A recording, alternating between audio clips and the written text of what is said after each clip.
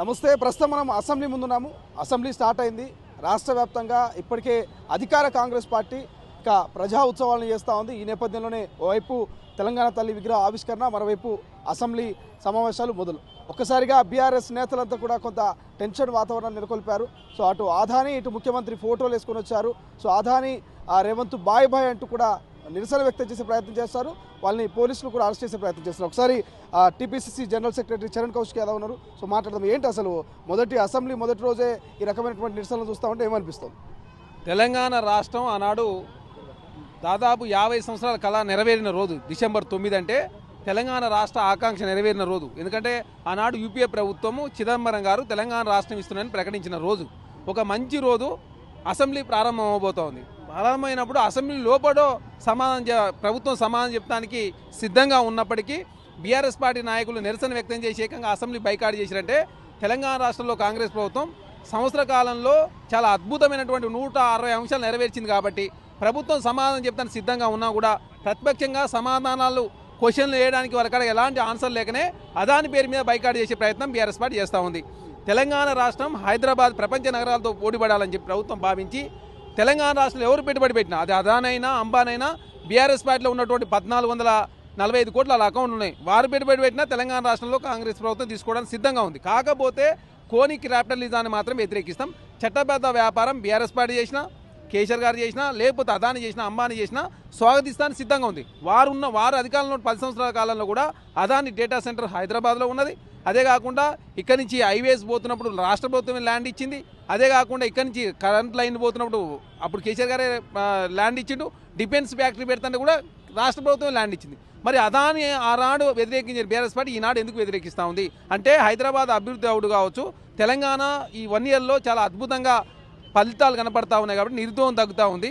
అదేవిధంగా జీడీపీ పెరుగుతూ ఉంది.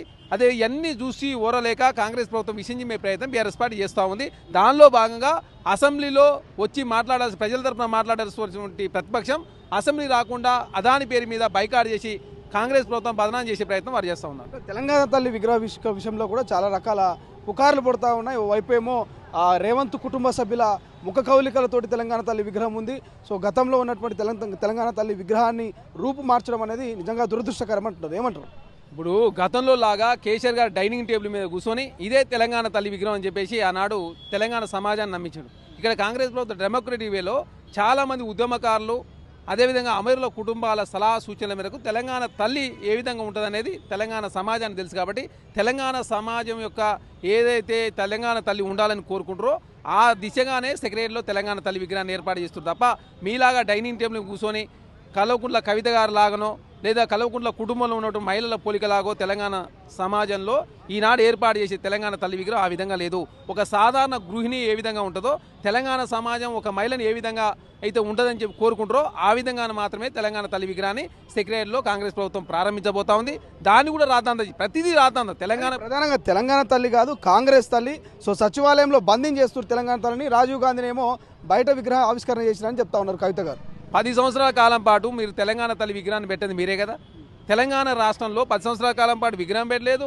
అస్తిత్వం తెలంగాణ రాష్ట్రం అస్తిత్వం అంతా కోల్పోయింది. తెలంగాణ గీతం లేకుంటే తెలంగాణ ఏ లక్ష్యాల కోసం తెలంగాణ రాష్ట్రం ఇచ్చినామో ఆ లక్ష్యాలు నెరవేర్చే ప్రయత్నంలో భాగంగా కాంగ్రెస్ ప్రభుత్వం నీళ్లు నిధులు నియామకాల అస్తిత్వం ప్రజాస్వామ్యం ఉండాలని చెప్పి కాంగ్రెస్ ప్రభుత్వం ముందుకు పోతా ఉంది. ప్రజాస్వామ్యం విషయంలో ఇందిరా పార్క్ దగ్గర ధర్నా చౌక్ ప్రారంభించి తెలంగాణ రాష్ట్రంలో మీడియా మీద ఆంక్షలు.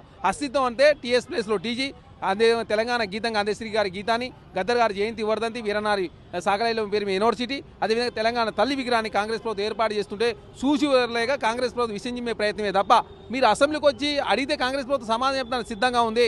అసెంబ్లీకి వచ్చి కాంగ్రెస్ ప్రభుత్వం 160 అంశాలు నెరవేర్చింది. కాబట్టి ఆ 10 సంవత్సరాల కాలంలో తెలంగాణ నిర్బంధాలు కొనసాగినాయి. కాబట్టి ఏం చేయలేదు. కాబట్టి సమాధానం ఇంటానికి ఓపికలేక బీఆర్ఎస్ పార్టీ బైకాట్ చేసినా కనపడతా ఉంది. కేసీఆర్ రాలేకపోవడాన్ని ఎట్లా చూస్తారు? వచ్చే అవకాశం ఉందంటారా ఈ సమావేశాలు ముగిసే లోపల? కేసీఆర్ గారు రావాలని చెప్పేసి ముఖ్యమంత్రి గారు కోరుతా ఉన్నారు. కాంగ్రెస్ పార్టీ మంత్రులు కోరుతా ఉన్నారు. మేమంతా కూడా కోరుతా ఉన్నాం. కేసీఆర్ గారు ప్రతిపక్ష నాయకుడిగా ఉండి తెలంగాణ రాష్ట్రంలో జరుగుతున్నటువంటి ఏదైనా తప్పుల గురించి కావచ్చు సలహా సూచనలు ఇవ్వని చెప్పేసి కాంగ్రెస్ ప్రభుత్వం కోరుతా ఉంటే అసెంబ్లీ రాకుండా 1 ఇయర్ నుంచి తాత్సారం చేస్తూ తెలంగాణ రాష్ట్రంలో కేసీఆర్ గారు పామోదులు రెస్ట్ తీసుకుంటూ తెలంగాణ సమాజం యొక్క ఏదన్నా సలహా సూచనలు కావచ్చు, తెలంగాణ రాష్ట్రంలో వారిని ఎమ్మెల్యే గెలిపించినటువంటి గజ్వేల్ ప్రజలకు సమస్యలు కూడా పరిష్కరించే ప్రయత్నంలో కేసీఆర్ గారు ఫెయిల్ అనేది చాలా స్పష్టంగా కనపడతా ఉంది. కాబట్టి దయచేసి బీఆర్ఎస్ పార్టీ ప్రతిపక్ష నేతగా మీరు దయచేసి రాజీనామా చేసిన వేరే వారం పెట్టినా వారాన్ని అసెంబ్లీకి వచ్చి తెలంగాణ సమాజం ఎదుర్కొన్న సమస్యలు కావచ్చు, మంచిని మంచి చెడు చెప్పే ప్రయత్నం చేస్తే కాంగ్రెస్ ప్రభుత్వం స్వీకరించడానికి సిద్ధంగా ఉంది. ఫైనల్గా కేసీఆర్ వ్యూహంలో బాగానే ఇవాళ అసెంబ్లీ మొదటి రోజు నిరసన వ్యక్తం చేస్తారనుకోవచ్చా బీఆర్ఎస్ నేతలు? అంటే డిసెంబర్ 9 తెలంగాణ రాష్ట్రం ఆనాడు శ్రీమతి సోనియా గాంధీ గారు ఇవ్వాలని చెప్పేసి నిర్ణయం తీసుకున్న రోజు. అదేగా తెలంగాణ తల్లి విగ్రహాన్ని ఏర్పాటు చేస్తా ఉన్నాం. ఈరోజు సోనియా గాంధీ గారి బర్త్డే. తెలంగాణ సమాజానికి అందరికీ కూడా తెలుసు సోనియా గాంధీ గారే తెలంగాణ రాష్ట్రం ఇచ్చారు. ఆంధ్ర రాష్ట్రంలో 25 ఎంపీలు కోల్పోతామని తెలిసి కూడా, తెలంగాణ రాష్ట్రంలో 17 మంది ఎంపీలు ఉన్నా కూడా ఆంధ్ర రాష్ట్రం మొత్తం కాంగ్రెస్ పార్టీ కనుమరుగైందని తెలిసి కూడా తెలంగాణ రాష్ట్రం సోనియా గాంధీ గారు ఇచ్చారు. కాబట్టి ఈ మంచి పరిణామ క్రమాన్ని తెలంగాణ సమాజం అంతా కూడా హర్షిస్తూ ఉన్నారు. కాంగ్రెస్ ప్రభుత్వం ఏర్పడిన తర్వాత నీ చెప్పినటువంటి మాట ప్రకారం హామీలను నెరవేర్చే ప్రయత్నం జరుగుతూ ఉంది. ఉద్యమకాలను గౌరవిస్తూ ఉన్నారు. అదే అస్తిత్వ ప్రజాస్వామ్యం అన్ని కాపాడుకునే ప్రయత్నం చేస్తూ ఉన్నారు. కాబట్టి ఇష్యూని డైవర్ట్ చేయాలంటే అదాని నెపం మీద తెలంగాణ సమాజాన్ని డైవర్ట్ చేసే ప్రయత్నంలో భాగంగా బీఆర్ఎస్ పార్టీ ఈరోజు అసెంబ్లీ ముందు ధర్నా చేసినా కనపడతా ఉంది. Thank you so much. ఇది ఆ వ్యూహంలో భాగంగానే ఇక కాంగ్రెస్ పార్టీకి వస్తున్నటువంటి ఆదరణను, అదేవిధంగా ఇవాళ సోనియా గాంధీ పుట్టినరోజు, దాంతోపాటు తెలంగాణ తల్లి విగ్రహ ఆవిష్కరణ, ఇవన్నిటినీ డైవర్ట్ చేయడానికే ఇక మొదటి రోజు అసెంబ్లీకి డుమ్మా కొట్టడానికే ఈ రకమైనటువంటి నిరసన వ్యక్తం చేస్తున్నారంటూ చరణ్ కౌశిక్ చెప్తున్నటువంటి పరిస్థితి. కెమెరా పర్సన్ సతీష్తో శ్రీశైలం, తొలి వెలుగు, అసెంబ్లీ. అసలైన తొలి వెలుగు. ఫాలో వాట్సాప్ @తొలి వెలుగు అఫీషియల్.